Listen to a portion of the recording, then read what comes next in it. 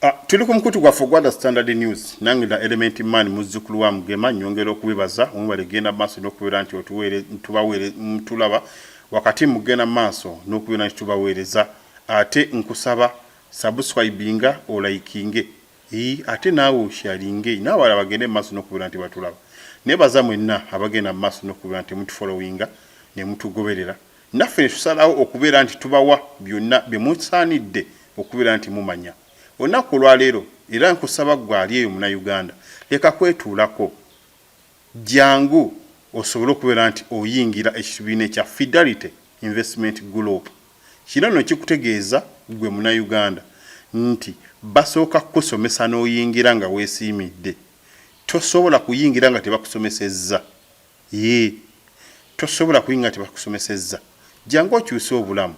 baganda bo bakyuse obulamu maama wo akyuse obulamu nawe kennyini osobola okubeera nga okyusa obulamu kuba emirimu mitono nnyo naye bw'oyingira ekyamazima okyusiza ddala obulamu ekibiina bakiyita Fidelity Investment Group gwe jangu osobola okubeera nga okyeyuna ogende maaso n'okubeera nti okiraba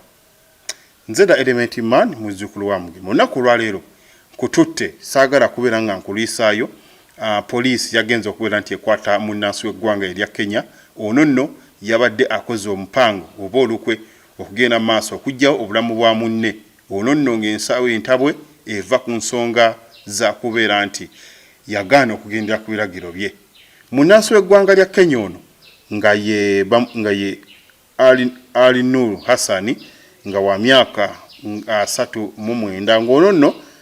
yava mu bitundu by'e Kenya bwatyo najja mu Uganda okubeera nti afuuka manager wa Carrefour supermarkets nga zino nno Carrefour supermarkets ziri mu kibuga Kampala saako n'okwetoola ekibuga ate nga ziri mu bitundu by'e Kenya ne Uganda wokka era nga wano onennanga Hassan ono yadde ayagala kutta omutandisi wa hygiene consultant olw'ensonga nti yamusaba okubaako ne ssente zayongera mu bizinensi mu mulimu gwe basobole okufera bakama baabwe kyokka n'agaana kino nno yensonga lwaki yagenze maaso n'okubeera nti amupangira abatemu bajje bamutuuseeko obulabe kyokka bw'atyo n'asobola okubeera nti yeerwanako era okkakkana ng'abatemu bano badduse abatemu bano babadde ku piki namba UMA 03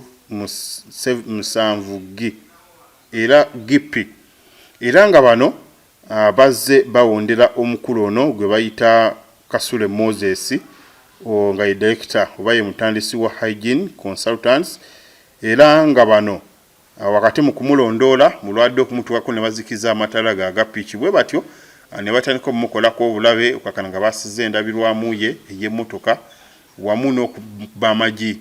ku mmotoka ye asobole okubeera nti aluzinga wa gyagenda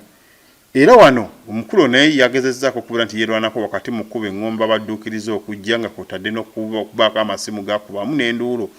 ebyo nno yabadde abikola era okakana nga abantu bano bwe balabye nga batuze batandise okujja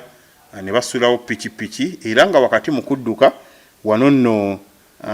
poliisi yamaze bwetyo nejja neyeekebejja ekifo era okakana nga eriko ebiwandiiko byabo abagamba okubeera nti babadde mu nsiitaano eno nga badde bagala tuusa obulabe ku muntu ono ayitibwa Jude Ssenyunja bye biwandiiko ebyasangiddwa bano nno basobodde okubeera nti basuula n'essimu era nga ebiwandiiko bino ID nayo yasuuliddwa yabadde ya Jude Ssenyunja ng'ono kiraga nti mutuuze we Nakatete mu ggombolola y'e Kalwana mu disitulikiti ey'e Mubende gye nno endagamuntu gye yabadde esinziirira naye buli omu yeebuuza oba ddala kituufu Kasule bulumbaganyi buno bwamukoleddwako bwe yabadde ku mmotoka ekika kya Amarok namba UBP 94Q era ono yabadde adda mu bitundu bye wakaawe ng'obulumbaganyi buno bwabadde wano ku kyalo ky'Ekimwanyi mu Kira division kati nno nga bw'omanyi nti engeri gy'osula ebintu gwe nolowooza nti odduse poliisi yasobodde okubeera nti ekozesa obukugu bwayo era bwetyo neemanya abantu bano saako n'okubeera nti erondoola essimu kakana nga bakutte munnansi w'eggwanga erya Kenya ayitibwa Ali Nur Nassan okubaako n'ebyo byagenda mu maaso n'okubeera nti atangaaza abapoliisi bano era kakana nga ekyamazima bamuyodde naye kankusooke nkuwe omukulu ono biki byabadde annyonnyola biki byannyonnyodde kangende mu maaso n'okubeera nti mbikuwa nawe kennyini ogende mu maaso n'okubigoberera nga nve eno ku saidi Kimwanyi gyata nali mu maaso nga nvuga oyagala that explanation nga ngenda ninda epiki ng'ejjako amataala ng'ensemberedde ngenda okubeera awo nga mpulira ejjinja likuba ki likuba endabirwamu yange ey'omukono gwa right limala okukuba piki empitako egenda mu maaso ngenda okulaba nga bajjamu amagi gatandika okuba ku motoka nga bwempeta bwenzikirira wansi kati ngenda okulaba nga badda mu direction eri endala nenkyusa emmotoka nentandika okubagoba bwembagoba ne bagenda nenkuba eŋŋombe oluvannyuma ne basulawo piki ne bayingira ensiko ne bagenda twagenda okugenda munda okulaba ki ekibaddemu nga baleseewo piki nga baleseewo essimu nga baleseewo engatto n'ekikoofiira kati essimu yali nzigule nga mulimu omusajja bamuyita Ali Nur Hassan kale tugatandike n'erinnya omutuuze waawa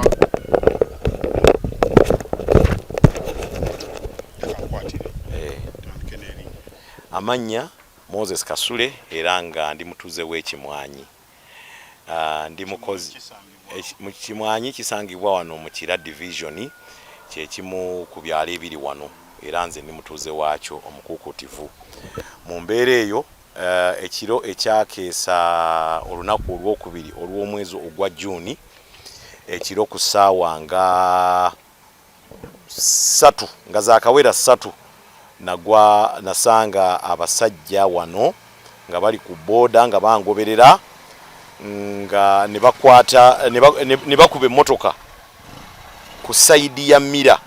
ejjinja mbandi awo nempitako piki ne batandika okukuba amagi ku mmotoka yange bwe bakuba amagi ne batandika okudduka nga bagenda mu maaso naye baamisinga gye bayita windscreen ate ne bakuba mu mabbali kati nembagoba nembagobera ddala n'emmotoka bwe ntuuka mu maaso ne babuukako ku piki ne bagirekaawo bwe babuukako ne balekawo essimu nga mulimu identity card nga mulimu ne piki nga weeri kati nga essimu nga bali babadde balina omusajja gwe bakyatinga naye nga ate omusajja mumanyi omusajja oyo bamuyita Ali Nur Hassan Ibrahim nga mukozi wa Carrefour omusajja oyo yagezaako nnyo okulaba nga ayagala mbeere corrupt eri Carrefour n'enkigaana ndoza kyekyamuviirako okunyiiga nampangira abasajja bajje bakole okulaba nti banzita abasajja abo bw'otunula mu message ze baawa nga abawa instruction mugezeeko okulaba nti mumumalawo mulwane nnyo mukulabe nga mukola ki nti omusajja mumumalawo okitegedde kati ekintu ekyo kibi nnyo kubanga omusajja baamujja Kenya kujja wano kukola owulidde ate ye n'atandika okulowooza nti agenda kutandika kwagala kutta bannayuganda nze ni musajja ow'ekitiibwa mu Uganda muno company gye nnina nnene nnyo bagiyita Hygiene Consultancy tuli medium taxpayer tusasula omusolo mungi nnyo mu gavumenti naye kati omuntu obuntu olwokuba yagadde nze mbeere corrupt n'enkigaana lwaki ajja n'akola ekyo bantu bangi nnyo wano balina ba hitmen babakubye ne babatta nga fayiro zikyali nzigule owulidde nga fayiro zikyali nzigule ne tutula butunuzi naye kati ono tumukutte tumulaba ate ngenze nendaba nti ne police waliwo omupoliisi akoze obulungi ennyo omusajja okyaya mupoliisi wa wane waffe ku Canaan site akoze bulungi nnyo okulaba nti tutambula era tugenda bulungi mu maaso naye ng'olaba ate waliwo omusirikale omulala bamuyita Aijuka Israeli ali Kira nga yoolaba ayagala byakukumpanya ono omusajja bamute omusajja akoze attempted murder oyo aba talina kuteebwa omanyi oti oba ya traininga n'abalala bonna abatta kubanga ba hitmen mu Uganda tutumanyi aba traininga tetumumanyi naye bwe tuba tulina gwe tukutte nga tulina evidence eraga nti ayagadde okutta oyo lwaki tetumukwata era nsaba bannanga bannayuganda tuyimirire ono omusajja tetumuta kubanga first of all bamuleta wano nga expatriate ayagala kutta bantu. Ekyokubiri bamuleeta mu Uganda aberenga asobola okupassing over knowledge ate bagenza okutunula mu history ye nga is an ex-military man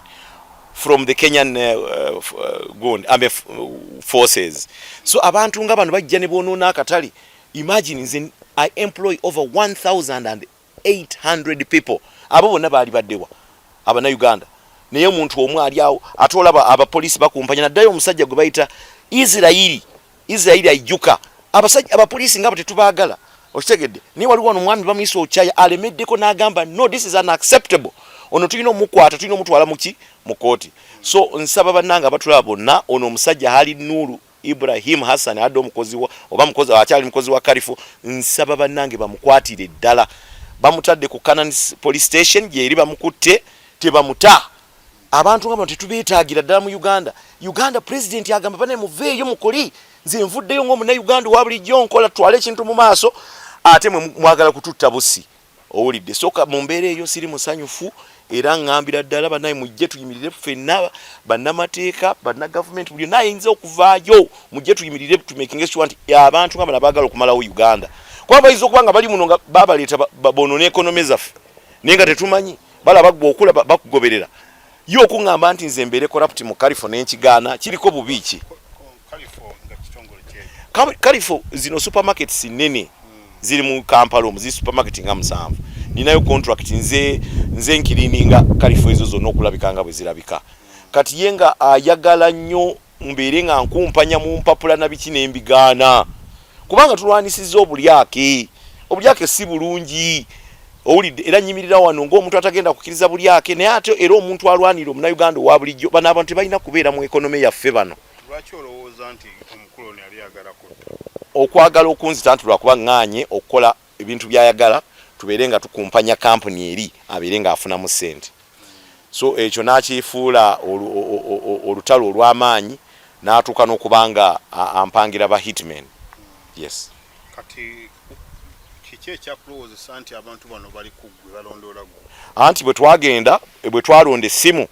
nga ali mumanyi bulungi nga ata ayogera nga babadde bangoberera okuva gyensula okumala ennaku eziwera okuva wensula okugenda ku mulimu okugenda mu gym nga bannondoolezo message zonna weziri era nja zi presentingira omulamuzi nja kuzimulaga nga byonna bannondoola okulaba nti baagala okunkwata. Okitegedde naye Katonda n'ayamba ate yesimu lyake ye mwenyini abantu be balemereddwa ne badduka n'okudduka ne batunuzaamu emmotoka ne badduka ne tusanga ebintu mu story yonna mweri mu chats ze baali bakola. Mumulondoole mukole bwe muti bwe muba mumaze omutta mumbuulire. Kati wano mundu waki anti ekyo tosobola kukiraba kuba wano ewaffe waki tewali masannyalaze ga bweru naye nga endabirwamu y'emmotoka yo yayatika era ojja giraba n'amagye agaakubibwa ebifaananyi byonna emmotoka twazikuba ebifaananyi baakuba amagye ndooza baayagala ne bamala ne bakola ki ne badduka ate nkiira ali nankubira ku makya nga ndowooza ayagala kutegeera oba baabadde successful kuba bano badduka naye baalekawo amasimu gaabwe ge twawa poliisi kati ndowooza ye yayagala kutegeera oba mission ye yakoze eki teyakoze. Yesebo kati gwe mukumukwata wamugamba otya oba bwe yakubira yakugamba atya? Yatandikiriza mpola nga ngamba omanyi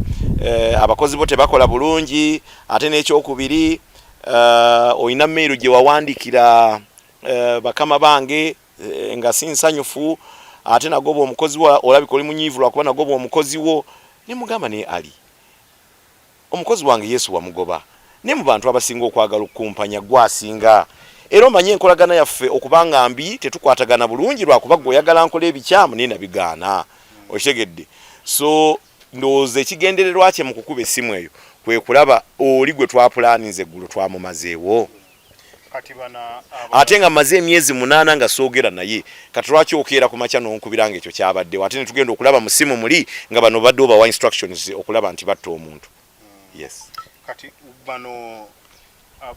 abakulondoola mwabakwata oba bo badduka na badduka naye akkiriza mu statement ye ku poliisi nti abamanyi bulungi era akolagana nabo. yes ng'akolagana mu ngeri etya ekyo takyogera nnyo agamba nze mbadde nkolagana nabo emirimu bamubuuza emirimu naye tagyogera ate naye ali mu panic okuba nti bamukutte yes kati ye bwamukutte batya okumukwata oyo omusirikale gwe ngambye alimu okukumpanya yankubidde essimu oyo gwe bayita Israel ajjuka ow'ekira yankubidde essimu n'aŋŋamba nti ŋŋendeyo mulabe nange of course nawadde mpanze abantu abanamagye wano nga kesi yange nagirukadda eri strong bwe twatuusa abasirikale ne bagamba no teri kumuwa favor omusajja ono tumunoonya era tulina omutwala wabaddewo akakubagano kangi nnyo nga Israel alwana nnyo kati nendabo omusirikale gwe waleetebwa kukola law and order lwaki ate otandika okukola ebintu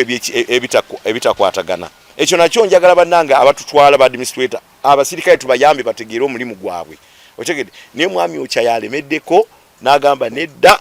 in attempted murder tulina omusajja omutwala yes era tumuleseeyo kasangati tusuubira sawa yonna file ejja kuba forwarded state attorney agikwateko yes kati mu kaseera kano gwenga gwe kikyosaba nze nsaba ekisookera ddala gavumenti yaffe tutandika okukola community policing tukole community policing kubanga kati nze ndi muntu omwe ate nayina emmotoka yagezaako okukola omulimu ogwasobola okukola ekirungi yannyamba nensobola okubetaggululako naye bwengovudde ku kya community policing n'ekira kye twagala bannange ffe ngaba entrepreneurs abatuuse ku certain level government yetuyambeko etuteekeko obukuumi wakati nze abantu bempa emirimu bali 1800 nsasula emisolo I'm a good participant mu economy okitegedde naye kakati omuntu ng'omu gwe muleese bwajjawo nze omuntu ojewo 1800 families oziba zigenda kubeerawa okitegedde so ekyo nsaba government eyongeremu amaanyi naddala mu bukuumi n'abo mwabo abatonzeewo emirimu yes kati ogambe nti gwe tobeera tofunako masimu gonna gakutiisatiisa oba sifunako masimu naye mweno essimu yo eri gye baasuula twalamu message nnyingi nga baali bo baagala kukola hit and run tugaane kutegeeraani eyakikoze ate nga Uganda erina obuzibu obwo nnyo bantu bangi nnyo fayiro zaabwe ziri eyo nga babakuba ne bafa naye nga ba hit and run tetumanya ni yabakola awe tugambira ddala ono omusajja si omu kwabo abatujja abatulugunya nga beekomye mu kufuna mirimu ne ekigendererwa kyabwe kutulugunya bana Uganda abatonzi b'emirimu kati wakati mukulu nga tebagezaako kubanduula ofune support eri abantu of course emotoka yo nakuba engombe nenemerako nnyo ate bwe baamala okudduka ne bayingira ensiko nenkubira chairman w'ekyalo nenkubirako n'abaana abali mu kyalo kati ekyangu nekyandika okukunga nga bajja kwano abantu beekunga mangu ne bajja bwe baamala okujja of course ne police nayo nejja oluvannyuma ne bakwata ebizibiti byonna ne bagenda wa ne babitwala ku police nanga budde engeri gye buyise tujja kukola statement enkya lwe tulaba nti no ddala omusajja ddala yabadde ayagala okumala obulamu bwange ye Ali Nur Hassan owa Karifo lwaki oteebereza nti Hassan ono yali emabega waabi munne mu statement yakyogedde akikkiriza bulungi nti yakirimu era tulabye ne WhatsApp messages yali aweereza ba hitmen ziri kiriya nnyo mumugoberere mulabe ng'avudde ku mulimu ng'agenze mu jimu bw'ava mu jimu mumugoberere bw'aba n'atera okutuuka ewaka mulyoke mumukube mumugyewo yes kalitegeeza bano kuba baali bateetiizi oba bakutya babe yasindika simanyi kiri mu mitima gyabwe naye ekitiibwa kidda wa Mukama kubanga nze ekigendererwa kyange mu Uganda kitono nnyo kulaba nti nkola ebintu nga government webikola ngoberera amateeka ate tugenda mu maaso nga abantu bongera okubawa emirimu ebyange byangu nnyo kati essaawa zino toli mu kutya kugamba nti wadde nga bakutoli naye obulamu bwange buli matiga anti awo wenzijidde ku mpewo bwenzijidde ku mpewo ne mbagamba nti nno kaakati mu mbeera yonna gavumenti yetuyambeko kubanga bano abantu mwebali bangi nenze bwe mba mbayambye ne mbafunira ne evidence waali oyo mumunyigire ddala ne banne balabe era okutya kubeerawo ng'omuntu kubanga teri kiwooma nga bulamu ate buwoomera nnyo ddala nga buli wano e Uganda yes Moses Kasule owa Hygiene Consultants ekirala ogambye nti obuzibu buva ku ky'okuwalana kiva mu kubeera nti nze okuwalana kwange yewa nze sirina kuwalana gyali naye okujjako sikirizaganya mu ndowooza ye ndowooza ki eyo endowooza ye ayagala nnyo ebya corruption ayagala nti bw'oba okolagana n'ekitongole mwakola ayise mu kampuni ye ebibye asobole okufunamu ate ng'etteeka eritufuga ekyo tekirikkiriza okitegedde kati awo ne tufuna akakuubagano ye head of risk and compliance kale weewuunye yalina okulaba obubenje n'okulaba nti buli kimu kitambula bulungi naye ate abaagala okutambuza ebintu obulungi ate yetabaagala nonde mu companies mubeera mu risk and compliance omuntu alaba nti ebintu ebiyinza okugenda obubi abitangira obutagenda bubi ne compliance nti buli kimu kitambule nga bwe kirina okutambula yesebo ekikye bakiyita Carrefour supermarkets yesebo hygiene consultants fe tuli nnyo mu kutukiriiningira abantu ate era tuli nnyo ne mu kuwa abantu emirimu gye tuyita recruitments tuli banene nnyo mu ebyo ebintu we are service providers yesebo woolaba we nali nvuga nga nzikirira okukkirira wansi mba nzikirira bwe nti nendaba pitching engoberera nejjako ettaala nekasuka ndowooza lyali oba jjinja oba kisimanyi kyakubandabirwamu yange eya driver eno gyolabiramu okulaba oba waliwo ekikuva emabega ne bajjaasa ne bampitako bwe bampitako ne bagenda wano mu maaso ne batandika okukasuka amagi nalinga awe tanga nzikirira eri wansi ng'ate bakuba amagi badde eno naye amagi ne gatakwata windscreen awo nange we ŋŋamba omutima ne gunzijiranga gw'amaanyi nnyo ne mpeta emmotoka ne mbagoberera wano ng'emmotoka ngitwala ku speed nnyo kapiki kaabwe kapyera nako gye kali ku poliisi ne mbagoberera bulungi nnyo ne makinga sure nti nkuba eŋŋombe naye saalina kigenderera kyakubakoona naye nga njagala to making sure nti bavaako oba n'abantu abali mu kibutundu bajja okuyamba tukwata abantu bano okitegedde naye ndowooza bagenda okulaba nabo nga kibayitiriddeko ne babuukako ne bagwa ne bayingira ensiko piki ne zisigala awo piki nesigala awo ne tugenda poliisi n'egijjawo naye twasangawo piki essimu identity card ey'omwami bamuyita Judy era ali akkiriza nti nno bakolagana bonna kati tatubudde enkolagana ndowooza ebyo bya hitman ne tusangawo n'ebirala ebya ne tusangawo neki yalekawo n'engatto y'emu eyadduka munda so nze nsaba gavumenti abantu bangi nnyo bassa abantu wano temumanyi baani babakuba naye nze omuntu eyagala okummalawo ne mulwanisa ne mumaliriza ne making sure nti takikola waali wakati mukuba amagi ku ndabirwamu bali baagala oleme kulaba gy'olaga oba nze simanyi kigendererwa kyabwe simanyi na ngeri gye bakolamu ndowooza oba kyekigendererwa oba ki naye nga mwalimu obugenderevu bw'okukola ekikyamu yesebo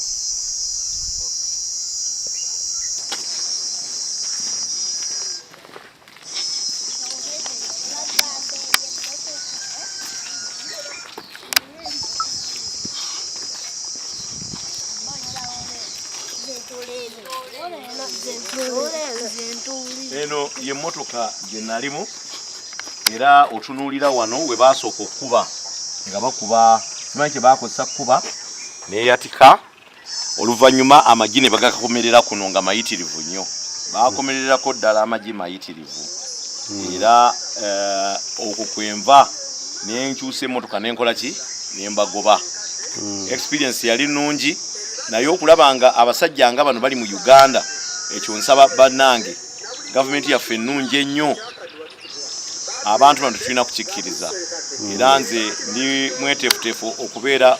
incorporating mu ngeri yonna okulaba nti abantu bano tubajjawo abannayuganda ensi yaffe ennungi nnyo lwaki ate abagwira bajja ne bagyonoona okitegedde ng'ate fe tutaddewo enkola ennungi owulidde so emotoka nayo yanyambamuko katono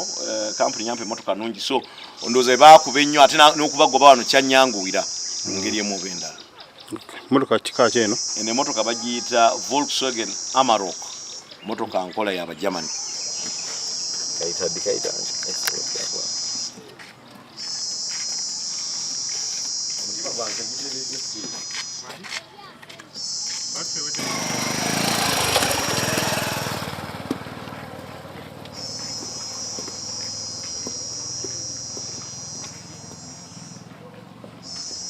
watu ndako mteke kuki dindako mkiwele kwa msoke ni mulina mkiweze kwa msoke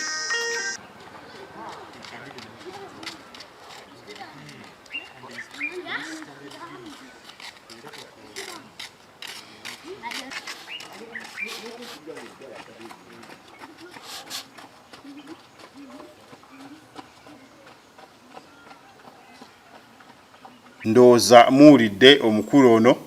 bw'abadde agenda maaso n'okubera nti ono nno yasema tuuse ge mazima oba pozi nga basniper ababadde baleeteddwa babadde bayabayaba naye sniper ng'alina mission kyamazima si kiwanga osobola okumuwona ng'alina mission si kiwanga osobola okumuwona naye bwe kino we kyabadde era njagala okutegeeza gwe Munnayuganda ndaba nti we twogera kati poliisi yabakanye dda n'okunoonyereza era mu mbeera eno twasobodde okubeera nti twogerakokko n'omwogezi wa poliisi mu Kampala n'emirwano Rachel Kawala ng'olwo naye aliko ebyo byagenze mu maaso n'okubeera nti ayogerako ku bulumbaganyi buno obwabaddewo era n'asaba abantu bano okubeera nti ekyamazima ti omuntu bw'abanga akunyiziza lwakiri gende mu maaso n'okubeera nti mugonjola oba oliawo ensonga zino okusinga ate okwagala okutta munne kubanga poliisi yeegamba nti eko n'abalabe bakyagenda mu maaso n'okubeera nti enoonya ku nsonga eno wano nno era kangende mu maaso n'okubeera nti nkuwa Kawala agende mu maaso n'okubeera nti attaanya ensonga zino nga bwe mumanyi wano sigenda kubeera nga nsukkawo era sisukka wano mbadde da element man muzzukulu wa Mugema Mukama abeere nammwe.